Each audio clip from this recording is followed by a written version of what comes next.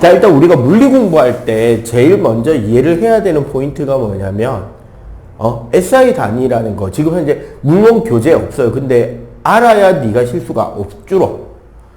그래서 제일 먼저 배워야 되는 게 SI 단위 체계에 대해서 이해를 좀 할게요. 그러니까 뭐냐면 어떤 개념을 어떤 기호를 쓰고 그 기호의 기본 단위가 그 기호에 대한 단위를 뭘 쓰면 되는지에 대해서 단위를 맞춰야 된다는 거죠. 왜냐하면 물리학이라는 과목 자체가 그 뉴턴의 프린키피아 정확한 저서명은 필로소피에 내추럴리카 프린키피아 매스메티카. 그러니까 자연 철학에 대한 수학적 고찰이거든. 그러니까 자연 현상에 나오는 것을 수학적으로 표현하고 정리하고 증명하기 위해서 제일 중요한 건 뭐냐면 개념을 기호화시키고 그 개념을 단위화시켜서 결국 뭐 숫자로 표현하자는 이야기잖아. 그래서 기본 단위가 7단위가 있어요. 물론 7개 중에 네가 쓸만한 건 6개입니다. 기본 6단위를 잘 이해를 하고 나머지 단위는 그 기본 6단위에서 조합으로 나오는 단위라고 보시면 돼. 가장 기본 6단위가 개념이 뭐냐면 어떤 위치에서 위치까지를 이야기하는 것. 어디서부터 어디까지. 이거는 되게 다양한 기호를 써요. 일단 가장 기본적으로 거리라는 S를 쓰고 길이면 L을 쓸 수도 있겠죠? 높이면 H를 쓸 거고 반지름이나 단순하게 떨어져 있는 거리라면 R도 쓸 수 있고 두께나 지름이라면 D도 써요. 좌표상의 위치라서 X, Y, Z도 쓰기도 하겠지. 근데 이런 단위 기호 개념을 전부 다 우리는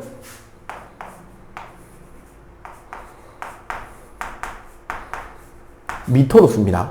그러니까 길이 단위를 무조건 미터로 써야 돼요.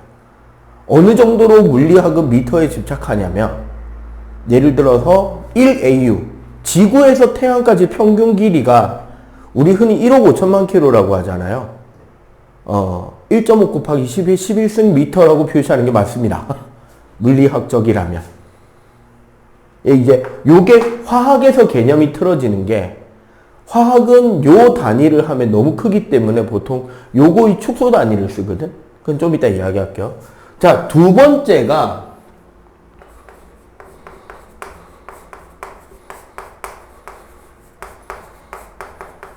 물질의 고유한 양이에요. 이걸 두 글자로 주면 뭐라 그래? 물질의 고유한 양. 자, 두 글자로. 질량. 질량은 기호로 소문자 M을 쓰고요. 고유값이라는 뜻에서 혹은 지구 같은 천문학적인 단위 체계가 될 때는 간혹 대문자 M을 쓰기도 합니다. 그리고 질량의 기본 단위는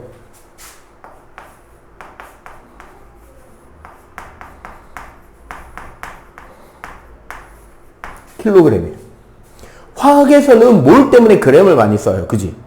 근데 물리학에서는 전부 다 질량은 킬로그램 단위로만 쓴다. 그 다음에 어떤 순간에서 어떤 순간까지 어떤 시각에서 어떤 시각까지를 우리는 시간 T라고 하죠.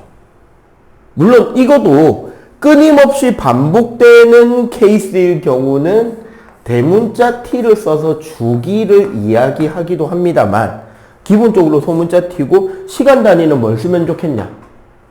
시간의 단위. 네, 초죠.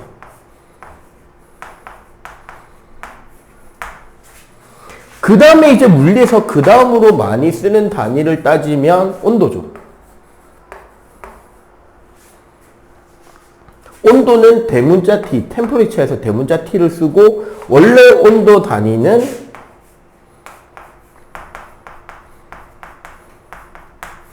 켈빈 단위를 쓰고요. 그 다음에 전류 단위가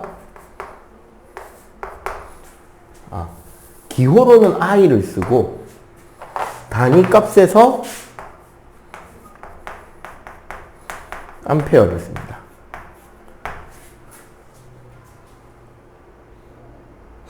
그 다음에 뭐가 또 남았지? 길이, 넓이, 부피. 그 다음 뭐 광도, 칸델, 하나, 둘, 셋, 넷, 다섯. 분명히 6개, 7개인데 기억이 안 나요. 물리학에서 다루는 건 거의 여기에요. 물론 요 뒤에 광도라고 해서 칸델라가 하나 있고 하나가 더 뭐 있지? 갑자기 기억이 안 나요. 그러니까 내가 여기에 기억을 못하고 있다는 건 나도 잘 안 쓰고 있다는 거예요. 나 기본적으로 물리 선생인데. 그러니까 요 정도 우리가 이제 자주 쓰는 것들은 기억을 해 두면 됩니다. 오케이? 자, 그 다음에 우리가 이해해야 되는 두 번째 개념은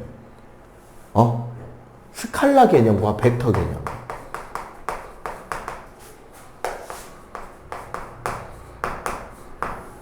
벡터 하니까 딱 긴장이 되나? 지금은 기하라고 하죠, 책이. 그게 원래 기하와 벡터였잖아. 예, 고3 그 벡터 개념인데, 물 원 단계만을 할 거기 때문에 어렵게까지는 안 됩니다. 일단 스칼라가 뭔지, 벡터가 뭔지를 이해해야 네가 물리 문제 풀다가 실수 나오는 몇몇 포인트에서 벡터 개념을 이해하면은 그게 실수가 안 되거든, 절대. 그래서 일단 요 이야기를 좀 할게요. 스칼라는 말 그대로 크기 개념, 크기 개념. 크기 개념이나 양의 개념이에요. 그러니까 어떤 특징이 있느냐? 크기라던가 양의 개념이기 때문에 기본적으로 스칼라라는 것은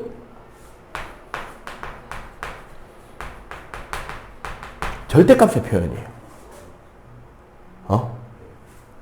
자, 절대값의 표현이라는 말은 기본적으로는 뭐가 존재하지 않는다? 절대값이니까? 아니죠. 음수가 없죠. 음수도 없고, 왜? 네가 아까 방향이란 거도 맞아요. 우리가 마이너스 개념 자체가 사실은 방향이거든, 벡터에서. 그리고 얘네들은 우리 정보, 네가 중학교 때 정보 들을 때 코딩 조금 하잖아. 코딩에서 이야기하는 그 개념처럼 받아들이면 돼. 코딩에서 우리가 A는 10이다 하면 이거 무슨 소리예요? A라는 변수값에 10이라는 값을 넣어놔라. 이 개념이잖아. 그러니까 이렇게 했을 때 우리 물리량 A의 취급은 이 숫자 얘랑 같은 취급을 하면 되잖아. 그 뒤에 연산을 할 때는. 스칼라 개념이 이런 거예요. 스칼라 개념에 크기 값이 대입이 돼 있고 한계의 값이 대입이 돼 있잖아. 그러니까 얘는 뭐 하느냐? 숫자 취급합니다. 그때부터. 숫자 취급이라는 말은 무슨 소리다? 더하기 빼기 그리고 곱하기 나누기를 할 수 있다는 거예요. 대신에 좀 차이가 있다면 더하기 빼기는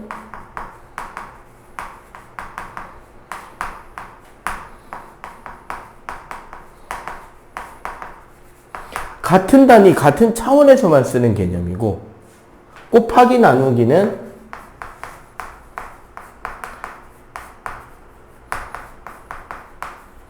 다른 단위도 가능한데 말 그대로 새로운 단위가 만들어지는 개념이 돼. 무슨 소리냐? 쌤 키가 180이에요. 응? 쌤 무게가 110kg야.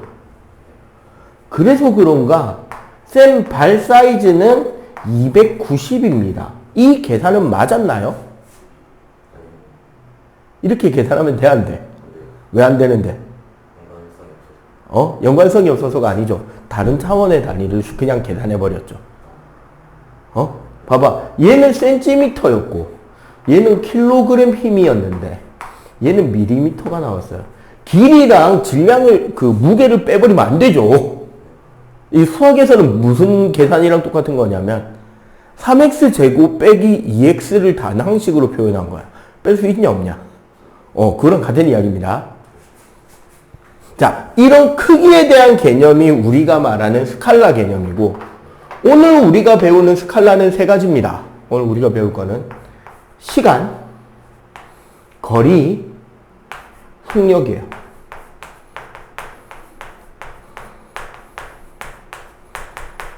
요 세 가지를 이제 오늘 스칼라에서 배울 거야. 그럼 벡터는 뭐냐? 벡터라는 거는 스칼라 개념의 방위, 방향값이 포함되어 있는 거야. 그러니까 쉽게 말하면 얘는 어떤 벡터라는 개념 안에 크기값과 방향값이 같이 돼 있어요. 그러니까 굳이 따지자면 수열에 가까운 거야. 그러면 얘는 숫자 취급하면 돼, 안 돼? 안 되지. 수열이니까. 적어도 두 개의 값이 들어있는 거 아니야. 그렇기 때문에 이 벡터는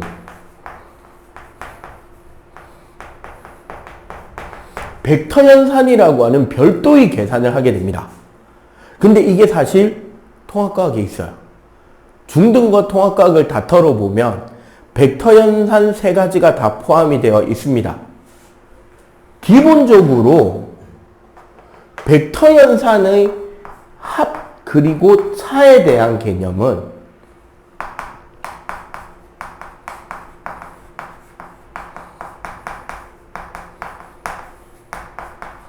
평행사변형 개념이에요. 그 통합과학에 보면 힘의 합성이 있잖아요. 합력 구하는 거, 알짜임 구하는 거. 그 개념인데 어떻게 구하는 거냐면 얘가 F1이고 얘가 F2잖아.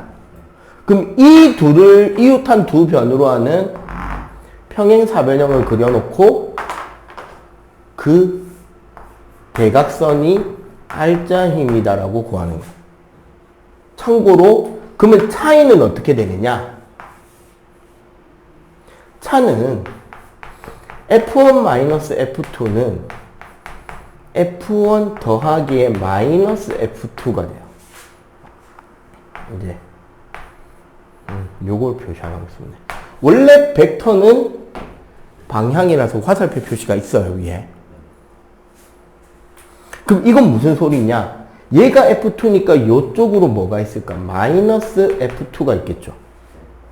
그러면은 요렇게 평행사변형을 내서 얘가 뭐가 된다? 뺑고가 되는 거지. 근데 얘는 사실 뭐랑 같냐면 얘랑 같죠. 평행이동 시켜도 되기 때문에. 그래서 F1 빼기 F2는 2에서 1으로 가는 최단 직선이 돼버립니다. 2 끝에서 1 끝으로. 요런 게 이제 합차의 차고요. 그 다음에 내적하고 외적이 있는데 뭐 다 설명하려면 너무 길어지니까 간단하게 이야기하자면 내적 개념은 같은 방향만 곱하는 겁니다. 같은 방향끼리만 곱하고 수직을 곱하면 서로 수직인 값을 곱하면 0인 거예요. 그래서 얘는 곱하기 코사인 시타가 들어가. 외적은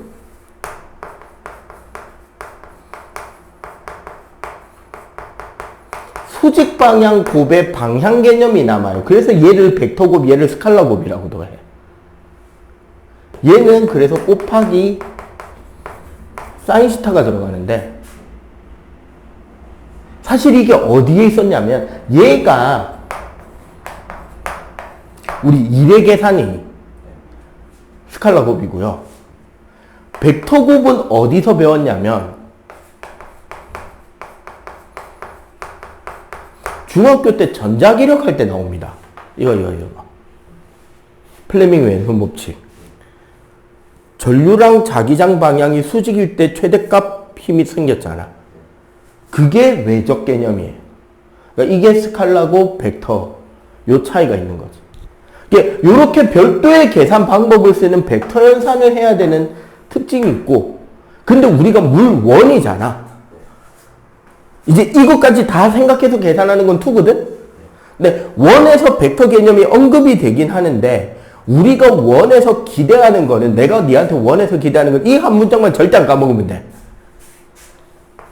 마이너스는 반대쪽이다.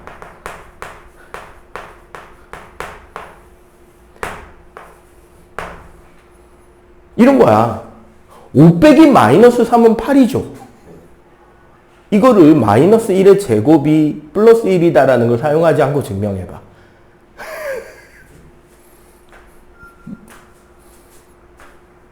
자, 잘 봐. 내가 절로 갑니다. 하나, 둘, 셋, 넷, 5걸음 왔죠? 빼기니까 이제 어디로 가야 돼? 절로 가야 되지. 그래서 빼기를 하기 위해서 돌았어요. 자, 몇 걸음 가냐? 뒤로 3걸음. 그럼 5 빼기 3은 난 저기서 몇 걸음 왔죠? 8걸음 왔죠. 억지로 마이너스에 마이너스 2를 곱하는 걸 쓰긴 한 건데, 따지고 보면. 이런 게, 요것만 기억을 잘 해주면 돼. 그래서, 뭔가 네가 어떤 방향을 정했잖아. 그러면 처음에 이쪽으로 움직입니다라고 해서 이쪽을 플러스로 네가 결정을 해버리면, 반대쪽은 무조건 마이너스가 되는 거야. 알겠지? 그래서, 이게 EBS랑 이런 인강하고 조금 차이가 있는데, 가끔씩 인강 강사들이 부호 잡을 때 보면 우리 기술에 나오는 사사분면 기준으로 해가지고 x 플러스 y 플러스 마이너스 방향으로 고정해 버리는데, 그러면 오히려 더 헷갈려요. 처음 움직이는 방향이 플러스입니다. 그리고 그 축에서 그 문제를 푸는 동안 네가 거기를 플러스라고 잡은 이상 반대쪽은 그냥 무조건 마이너스야. 그렇게 이해를 하는 게 네가 나중에 혼동이 줄 겁니다. 이해가 되죠? 자, 오늘 우리가 벡터에서 배우는 거 역시 3개예요. S벡터, 이건 우리는 변위라 그러고, V벡터, 이걸 우리는 속도라 그러고, A벡터, 얘를 가속도라고 할 거예요. 요 3가지를 우리가 오늘 가장 기본 개념부터 해서 단계 배워갈 겁니다. 오케이? 자, 그러면 잠깐 자, 첫 번째.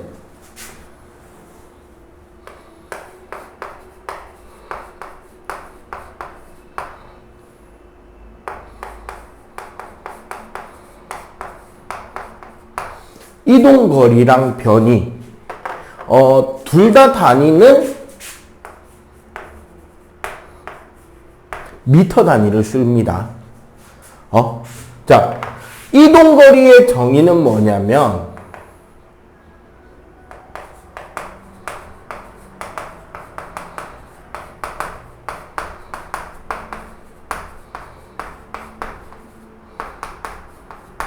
내가 있었던 위치를 전부 다 이어서 만들어지는 선을 이동거리라 그래요. 선의 길이. 변이는 말 그대로 위치의 변화량입니다. 그래서 원래 이렇게 써도 돼요. S벡터 정의 자체가 나중 위치에서 처음 위치를 뺀 차벡터가 됩니다. 말 그대로 델타 X가 되는 거죠.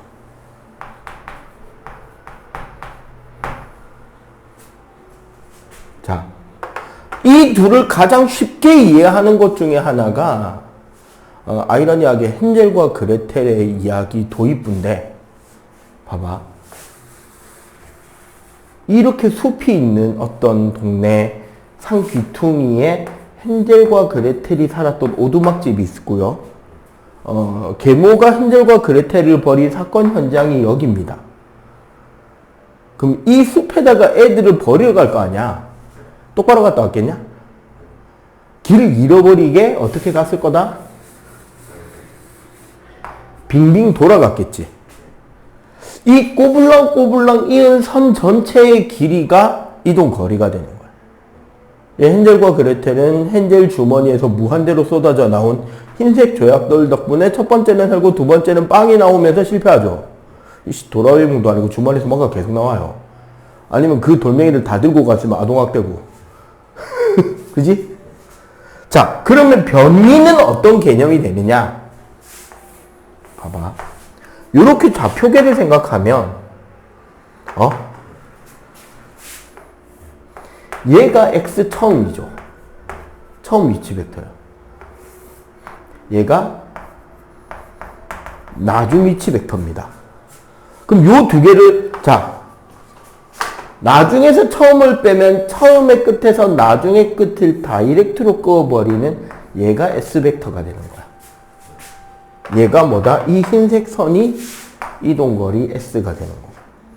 그러니까 이동거리는 모든 위치의 의지를 다 생각을 해서 선을 그리는 거죠. 그러면 두 지점 사이에서 나올 수 있는 이동거리는 무수히 많죠. 변이는 한 개죠. 그럼 일반적으로 봐봐. 이동거리의 크기는 변이 크기의 절대값보다 크거나 같죠. 언제 같아진다? 그치. 이동거리가 최단거리가 되면 같아지겠죠. 일반적으로 이런 조건이 되는 거지. 여기서 이제 아이들한테 개념 확인용으로 내가 종종 내는 문제가 이거예요. 학교가 어디냐? 너 지산이냐? 뭐 제2고등학교는 학교 운동장이 좁아서 딱 운동장이 완벽하게 동그란 원이래. 어씨, 동그라미 잘 나왔는데? 한 바퀴가 100m입니다. 너희 학교 제일 꼴통이 학교 뒷담벼락 밑에서 담배 피다가 학주한테 걸려가지고 학교 운동장 5바퀴 오리걸음이라는 벌을 받았어요.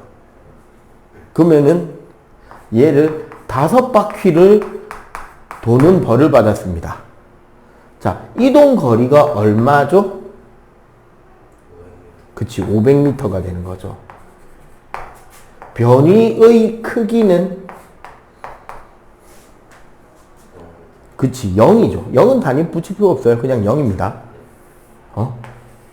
그런데 5바퀴가 아니라 예를 들어서 2.5바퀴다라면 이동거리는 얼마? 2바퀴 반만 돈다면 이동거리는? 아니, 그건 변이의 크기죠. 이동거리는 250m고 얘는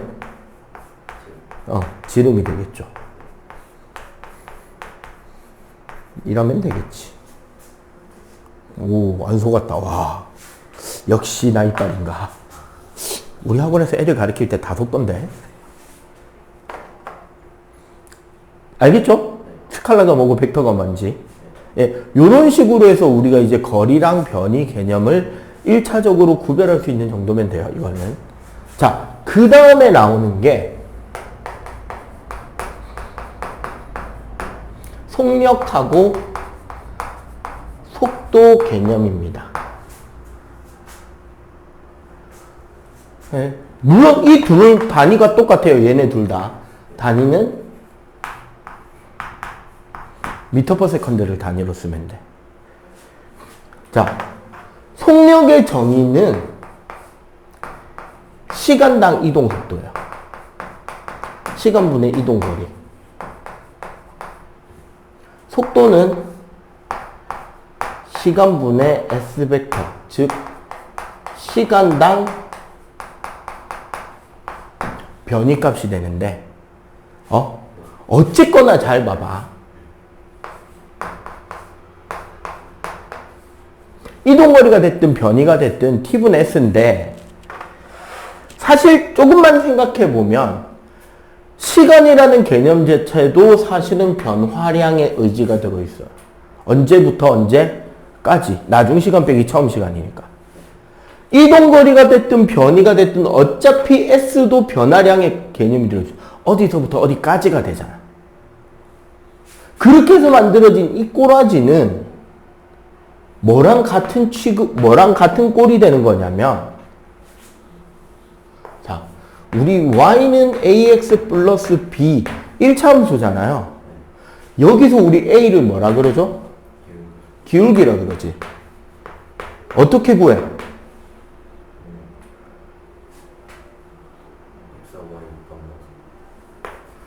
델타 x인데 델타 y죠. 그래서 우리는 x, y일 때 이렇게 긋고 여기가 a다라고 이야기하는 거잖아. 그럼 이 말은 결국 뭐랑 같아진다? 가로축의 시간, 세로축의 s를 잡았을 때 그래프가 이렇게 나오면 이 값이 뭐가 될 거다? v가 되겠네. 맞지? 그래서 속력이나 속도의 개념은 기본적으로 시간 위치 혹은 시간 거리 그래프의 기울기 개념이다. 그리고 그 반대도 우리가 이해를 해야 되는 게, 잘 봐봐. 결국 속력의 정의 자체가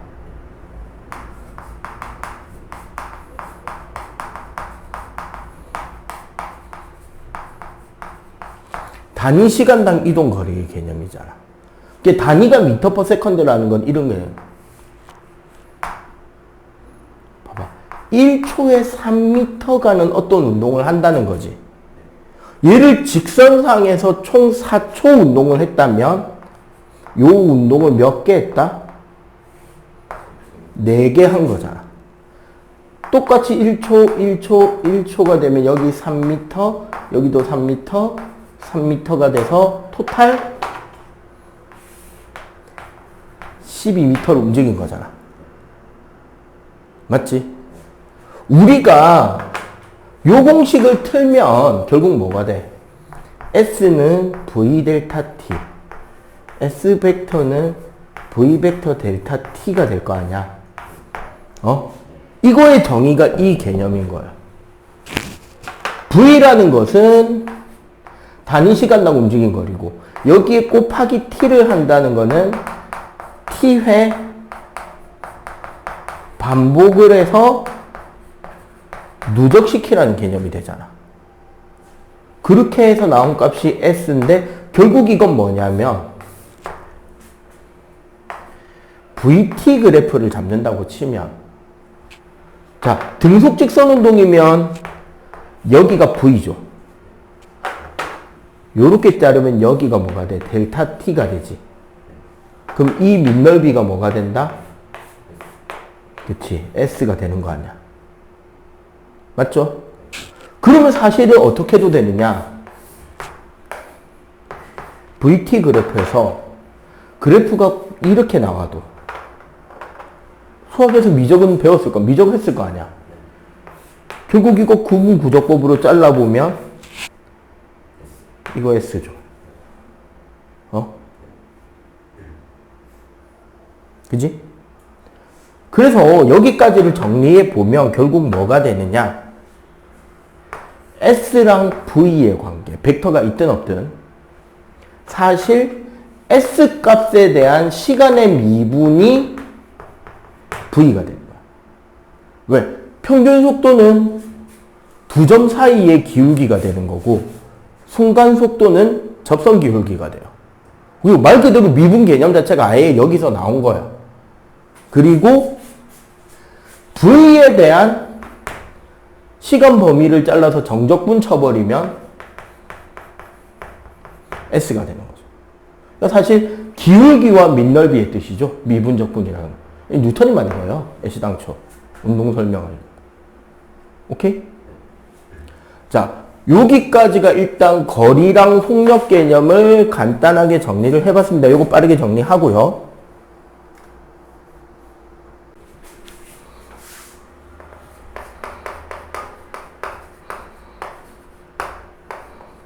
가속도예요.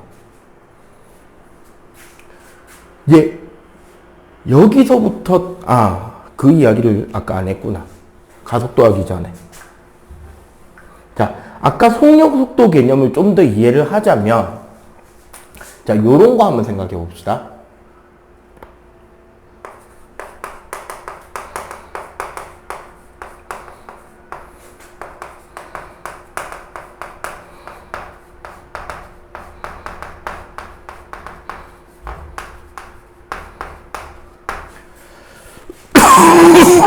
자, 직선상에서 철수의 위치 시간 그래프를 한번 볼게요.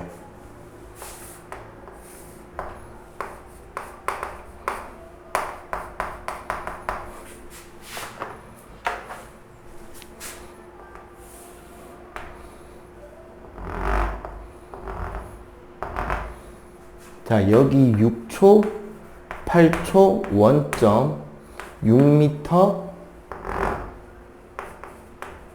10m예요. 응? 이동거리, 이 그래프에서 이동거리가 얼마죠? 16? 진짜? 14죠? 10m까지 갔다가 4m 돌아왔는데 왜 16m냐? 14죠? 변이는? 그치. 얘가 6m죠. 응? 자, 그러면 봐봐. 속력은 얼마가 되죠? 0에서 8초까지.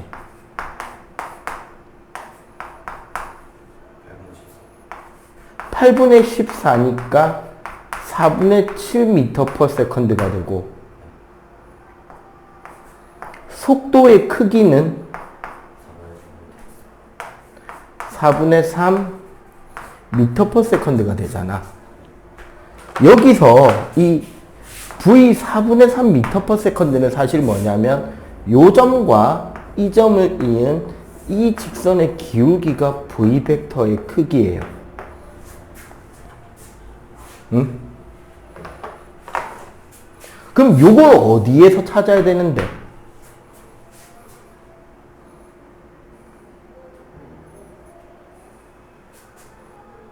여기서 찾아야죠. 여기서 봐봐. 속력이면 이동 거리는 방향 개념이 없는 스칼라니까 감소할 수 있다 없다? 없죠. 그럼 원래 이동 거리는 이렇게 그래프가 그려져야 되는 거야. 그래서 요 시점이 14m가 돼서 요 점과 이 점을 이은 이 직선의 기울기가 V가 되는 거죠. 이해가 되죠? 요거는 그래서 요 개념을 이야기를 좀 하고 갔으면서 원래 요 뒤에 이제 뭐 두 점을 찍어서 평균 접선을 순간 요런 이야기를 하는데 그건 뭐 미적분 개념 어느 정도 배웠으니까 학교 수학 시간에 그걸 굳이 하나하나 그것까지는 설명 안 해도 될 것 같고 이제 가속도 들어갈게요.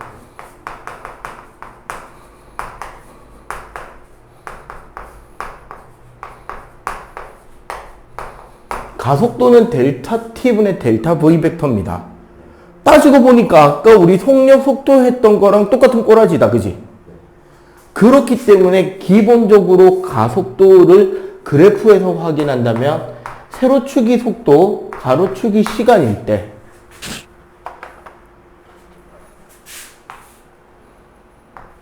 A가 0보다 크면 우상향하는 그래프가 그려질 거고 A가 0보다 적으면 우하향하는 그래프가 그려질 거고 A가 0이면 이거 그냥 등속직선 운동 그래프가 돼버리죠. 자, 여기서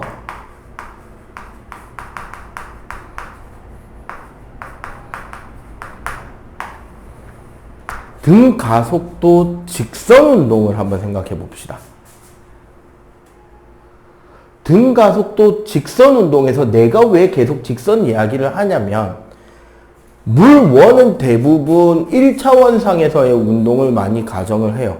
그러니까 직선상에서 움직입니다. 평면에서 움직이는 경우는 거의 없어요. 그렇기 때문에 기본적으로 방향을 바뀌지 않으면 네가 가다가 돌아오는 일이 없으면 스칼라량과 벡터량은 똑같게 나와요. 스칼라랑 벡터랑 똑같게 나오기 때문에 사실은 물원에서는 스칼라 벡터를 굳이 구별을 안 해도 크게 틀릴 일은 없어. 갔다가 돌아오는 케이스나 나중에 우리가 운동량이나 그런 거 할 때 물체가 이렇게 가다가 부딪혀서 튕겨 돌아오는 케이스 이런 거 할 때만 벡터 개념을 잘 이해를 하면 되고 사실은 굳이 화살표를 그릴 필요가 없다라고 봐도 될 정도예요. 그래서 직선 이야기를 많이 하는데 등가속도 직선이고 A가 0보다 큰 가정하에서 공식 유도를 좀 해볼게요. 자, 요거를 풀자는 겁니다. 잘 봐봐. A는 델타 T분의 델타 V니까 결국 델타 V는 A 델타 T가 되죠. 델타 V의 뜻은 V-V0가 A 델타 T가 되는 거잖아. 따라서 저 첫 번째 V는 V0 플러스 A 델타 T가 나오겠죠. 응? 자, 요거 잘 봐봐. A 델타 T가 변량이라는 뜻이고, 맞지? 그래서 이건 무슨 소리냐? 나중은 처음 플러스 변화량이라고 하는 뭐 당연한 소리를 하는 겁니다. 그지? 자, 그리고 이 식을 V는 A 델타 T 플러스 V0로 만들면 이 꼬라지를 내가 Y는 AX 플러스 B 꼬라지로 만든 거예요. 좀 이따가 그래프 그리기에 따라오는 이야기다. 그지? 왜? 생각해봐. 우리 VT 그래프 그릴 거 아니야? A는 기울기고 초속도니까 Y 절편이 맞잖아. 그리고 하나 더. 요 식에서 델타 T는 A분의 V-V0라는 식도 하나가 나오는데 요거는 좀 이따가 연립방정식 좀 풀려고 미리 빼놓은 겁니다. 자, 그럼 우리 이제 요거 갖고 그래프 한번 그려보자. 제로 그래프를 그리면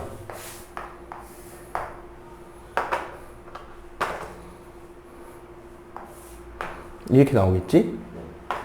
생각해보면 여기가 뭐 V0, 여기가 V, 여기서 이만큼이 델타 T. 자, 요렇게 빼보면 여기가 V0, 여기는 V 빼기 V0니까 A 델타 T가 맞지? 근데 이거 지금 생각해보면 Y축이 속력축, X축이 시간축이잖아. 이 밑넓이가 뭘 의미하죠?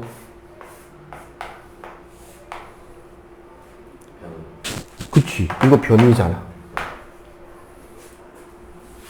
응? 자, 그럼 변이는 어떻게 정의된다? 밑에 사각형 넓이 V0 델타 T 더하기 위에 삼각형 넓이 2분의 1 A 델타 T의 제곱이 되죠. 그러고 나서 요 1번 공식과 2번 공식을 연립하게 되면 시간을 제외한 세 번째 식을 뽑아낼 수 있거든. 그리고 세 번째 식 상당히 많이 쓰이고 중요한 식입니다. 근데 그거 하려고 얘를 여기다가 대입하는 멍청한 짓거리는 안 하는 게 좋겠죠. 제곱하기 싫잖아. 그래서 뭘 해도 되냐면 봐봐. S는 2분의 V 플러스 V0 델타 T 해도 되죠. 이거 뭔데? 사다리꼴 넓이 구했잖아. 여기에 델타 T를 대입하면 2분의 V 플러스 V0 A의 V 마이너스 V0가 되죠. S가. 항상 숫자 계산해서 분모나 놓다가 계피 보는 경우가 상당히 많다는 거죠. 그래서 분모를 다 제껴버리면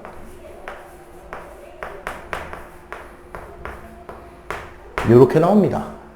합차니까요. 그리고 우리 이 공식에서 봐봐. 델타 T분의 S는 2분의 V 플러스 V0가 되죠. 근데 사실 요거 정의가 뭐야? 총시간분의 거리니까 뭐가 된다, 이게? 평속이죠, 평속. 평균 속도. 그래서 공식이 여기서 이제 우리가 물원에서 등가속도 운동에서 말하는 주요 공식 4가지가 나온 거예요.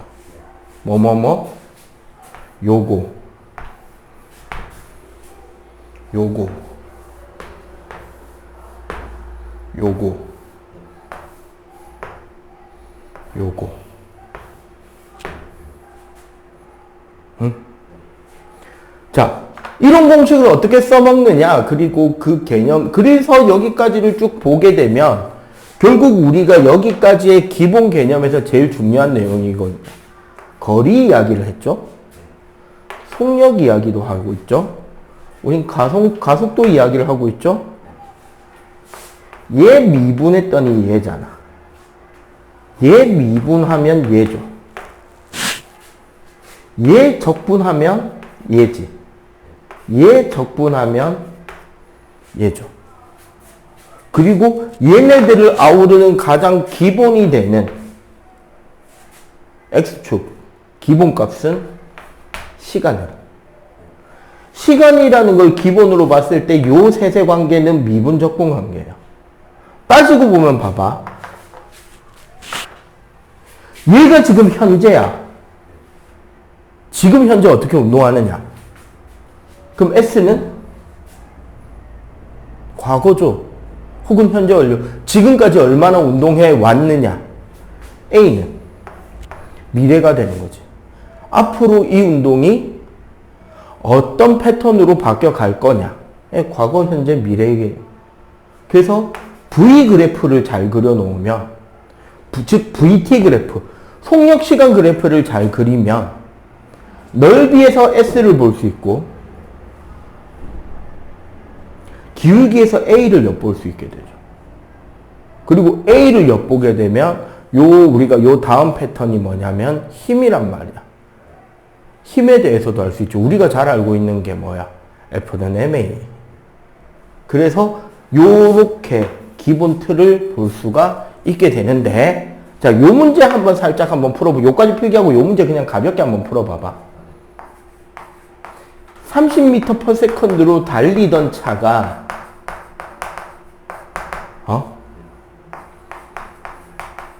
일정하게 감속해서 4초 만에 정지해버립니다. 제동거리는 몇 미터게? 요거 필기 정리하고 요거 한번 풀어보세요. 이제 니는 나름 수능 패턴에 적응을 했다는 거지. 공식 넣고 풀었다가는 시간 안에 못 푼다. 그래서 물원 문제 특성이 그겁니다. 사실은 물리 문제 고등과정의 특성인데, 어차피 너희들이 치는 수능은 20문제를 30분에 풀도록 돼 있는 거죠. 그건 무슨 소리냐면 2점짜리 10문제는 1분 이내로 컷을 끊어야 되고, 3점짜리 10문제 중에 예전에는 킬러 2에 중킬러 3, 그리고 그냥 어려운 심화 문제 5이었거든. 2, 3, 5인데 이제는 5대5라고 보면 돼요. 그러니까 순수 생짜 킬러는 없고 그냥 기존 중킬러, 그러니까 시간 좀 많이 잡아먹는 문제 5. 그 다음에 5문제는 뭐냐면 시간은 많이 안 잡아먹는데 풀이를 시작해야 되는 포인트를 찾는 게 까다로운 게 5. 그러니까 5개는 정확하게 들어가는 포인트만 잘 짚으면 한두 줄로 풀이가 끝나버려요. 근데 그 포인트를 찾는 게 좀 까다로운 문제가 5. 근데 5개는 그냥 문제 푸는 것 자체가 개노가다인 거 5. 네, 요런 배합이기 때문에 점수는 사실 괜찮습니다. 요즘에 따기에도 그렇고요. 평점도 그렇고요. 자, 그래프 이야기가 나왔는데 아마 니도 잘 이해를 하겠지만, 그럼 오늘 배운 운동의 그래프를 그냥 한번 쭉 정리를 해 볼게요. 어떻게 되느냐면, 자, 사실 그러니까 VT 그래프와 ST 그래프를 왔다 갔다 이해할 수 있으면 돼요. 정밀하게 그릴 수 있으면 더 좋고. 그래서 일단 봐봐. 첫 번째. 등속 직선 운동은 그래프가 두 개입니다. 왜 두 개냐면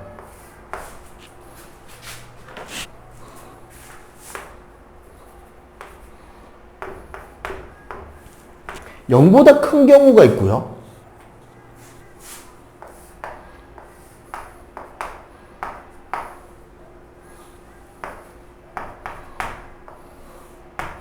(0보다) 작은 경우가 있죠. V 값이 이렇게 0보다 큰 경우, 0보다 작은 경우가 있는데 이건 결국 생각해보면 요렇게 시간을 잡든 시간을 잡게 되잖아. 그러면 결국 요 부분이 값이 되는 거죠. 그래서 V가 0보다 크면 S는 0보다 크게 되고 V가 0보다 작으면 S는 0보다 작게 되죠. 정확하게는 델타 S가. 그리고 이 두 가지는 둘 다 어떤 규칙성이 나타난다? 델타 S는 결국 시간이랑 비례하게 되잖아. V가 일정하기 때문에. 그래서 이 그래프의 경우 ST 그래프는 우상향할 거고 이 그래프의 경우 ST 그래프는 기본적으로 우하향하죠. 이때 요 폭이 델타 S, 이때도 이 폭이 델타 S가 되는 거지. 요렇게 그래프 꼬라지가 나올 거예요. 그 다음에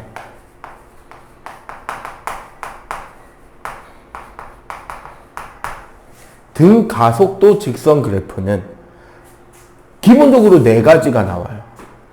근데 등 가속도 직선을 네 가지라는 걸 이해를 하려면 이거에 대한 걸 봐야 돼. S는 우리 V0t 플러스 2분의 1 AT 제곱을 이렇게 보자고. 2분의 1 AT 제곱 플러스 V0t로 보자고. 왜 이렇게 만들었느냐?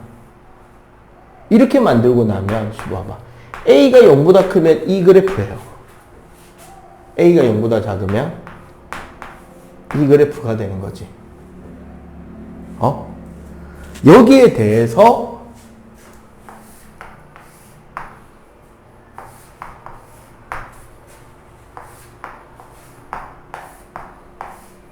네 가지 그래프가 나온 거야.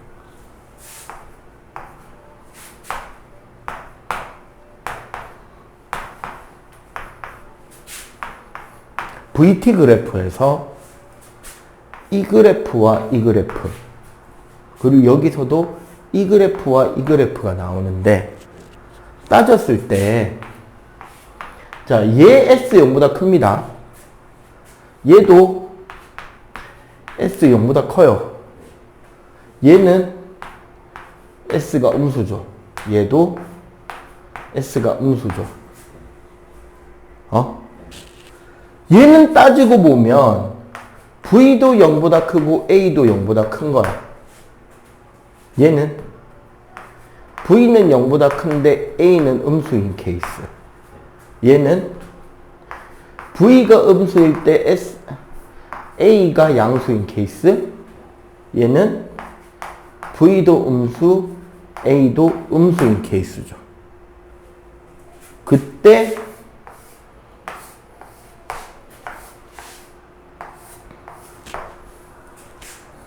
자, S에 대한 그래프를 그려보면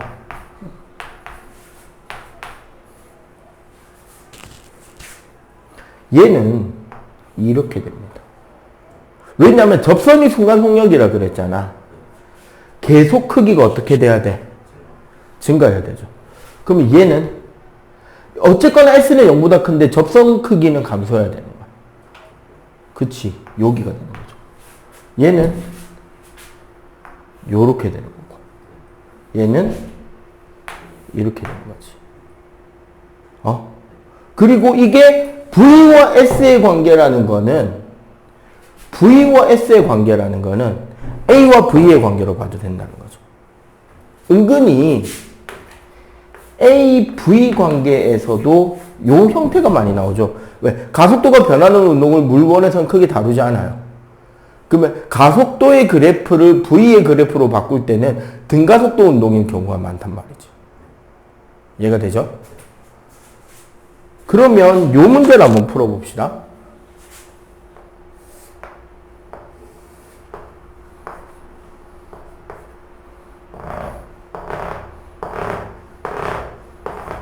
VT 그래프예요. 자, 2, 4, 6, 8, 10.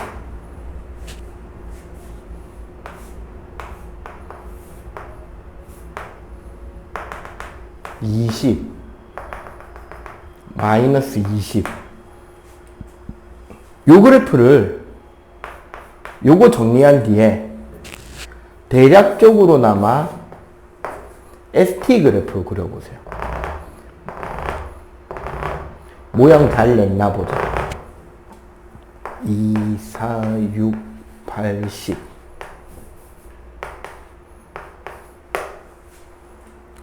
오케이? 이거 접근을 해가면 되냐면, 봐봐. 여기가 플러스 20, 플러스 40, 플러스 20, 마이너스 20, 마이너스 20이잖아. 그러면은 20, 40, 60, 80에서 처음이 20, 그 다음에 60, 80, 60, 40의 점을 가는 거죠. 그래서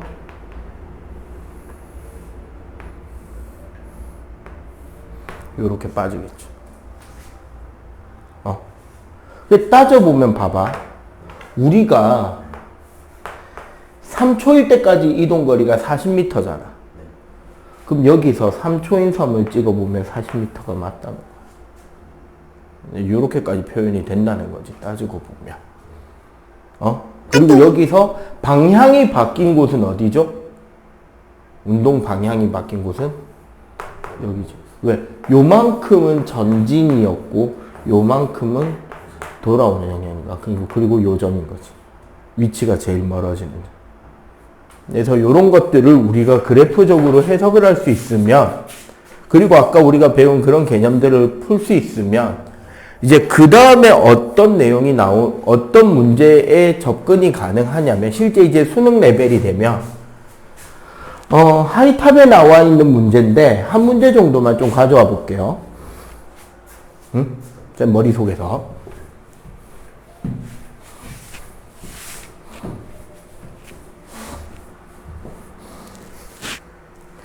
이제 문제를 풀어가는 과정에 대한 건데,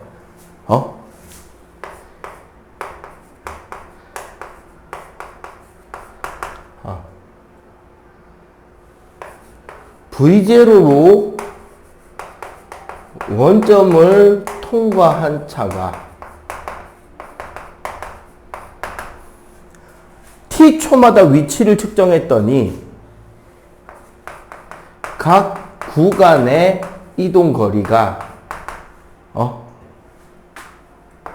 S, 2S, 3S입니다.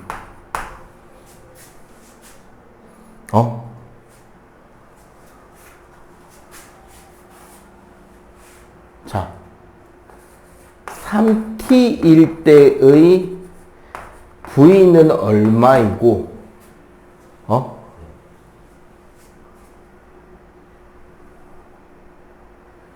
A는 얼마이며, 이게 등가속도 운동이거든요.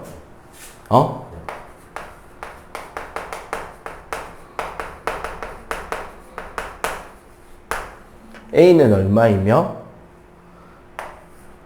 총 이동거리는, 총 이동거리가 아니라 여기서 말하는 이 S는 얼마로 표현이 되느냐를 구하는 건데, 여기서 우리가 이건 이제 원래는 객관식인 건데 내가 주관식화한 거죠. 이렇게 따져보면 이 안에 들어갈 수 있는 기호는 V0하고 T밖에 없는 거예요, 사실. 요걸로 이제 표현을 하는 거죠. 여기는 A가 들어가긴 하는데 어쨌거나. 그럼 S 말고 요거 두 가지만 한번 구해보자고. 원래 이런 문제가 있으면 우리가 제일 먼저 해줘야 되는 포인트는 뭐냐면 문제를 가지고 그래프를 그려봐야 돼. 그래야지 어디서부터 손을 댈지에 대한 감을 잡을 수 있어. 그래프가 원점 출발이 아니죠. V0 출발이고,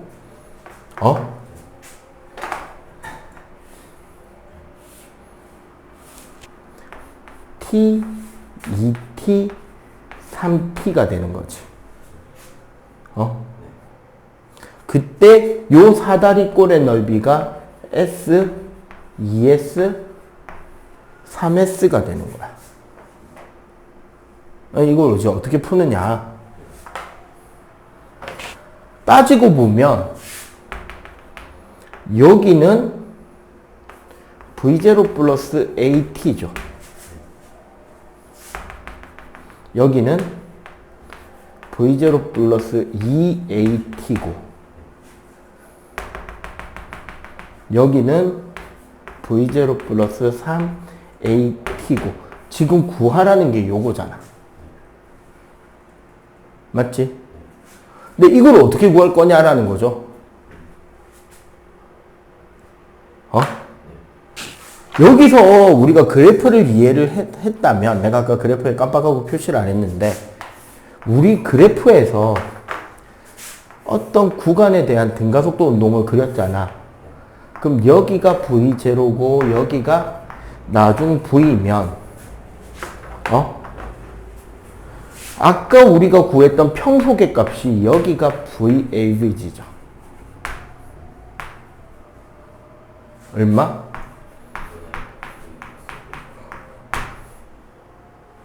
즉 여기 평소값과 여기 평소값을 구하잖아. 얘를 V1이라 치고 얘를 V2라고 할 때 V2는 이 V1이 되죠.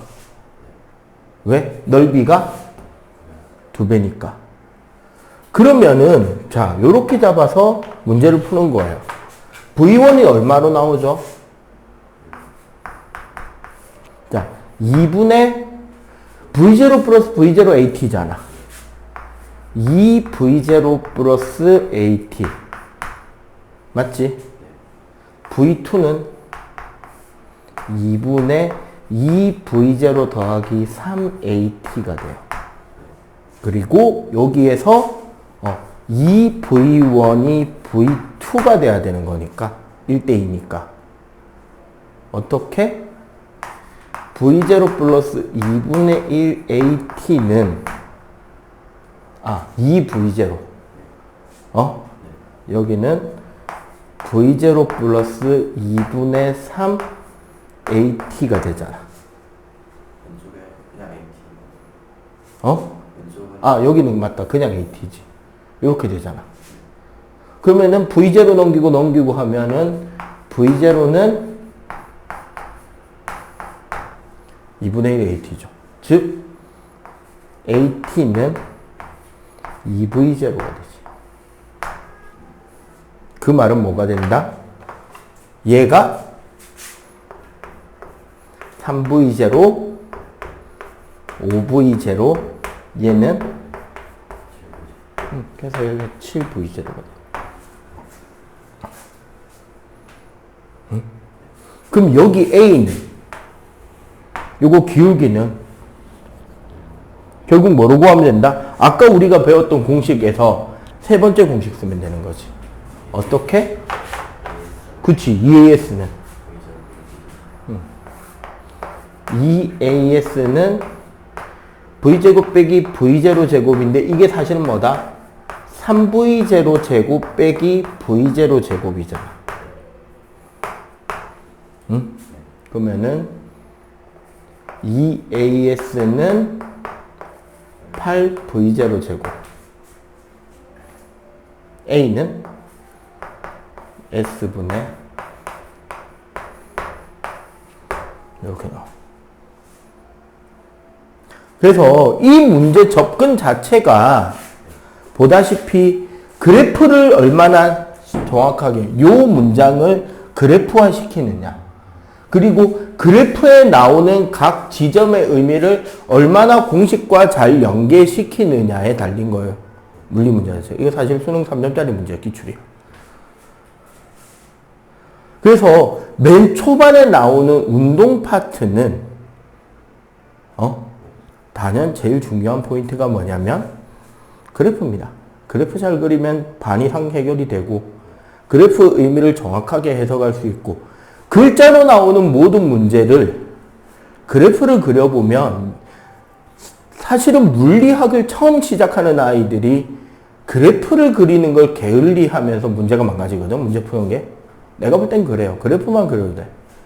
여학생들이 물리 점수가 안 나오거나 아예 시도조차 안 하는데 공식 암기에 특화돼서 그래. 그리고 공식을 외우고 나면 다 공부했다라고 손을 놔버려요. 사실은 공식을 외우는 건 절반인 거야. 그래프를 그릴 줄 알면 됩니다. 그리고 사실 문제 푸는데 공식보다는 그래프에서 뽑아낸 개념을 더 많이 썼죠. 예, 이거 말고 완자에 있는 문제들도 사실 그래프에서 끝나버리는 단계들이 많아요.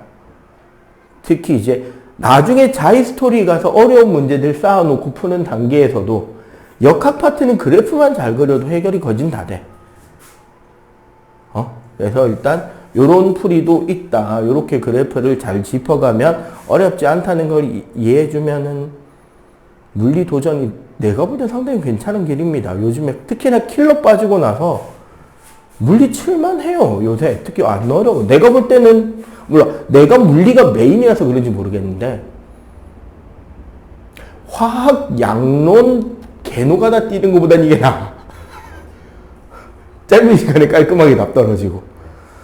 아니면 저기 생물의 유전, 반성유전에 우성질환이 어딨냐 도대체. 제일 싫어합니다.